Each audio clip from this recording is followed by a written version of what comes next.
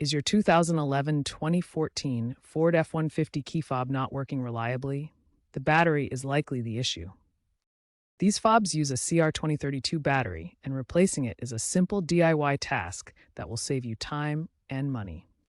You'll know it's time for a replacement when your remote functions become unresponsive, or the range decreases significantly, or you see a key warning light on your dashboard.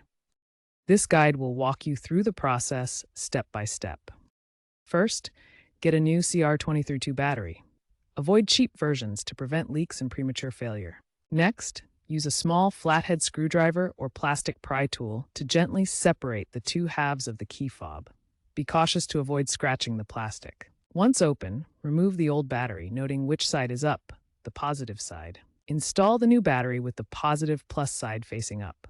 Snap the fob back together securely to protect against moisture. Finally, test the fob's functions: lock, unlock, remote start, near your F-150.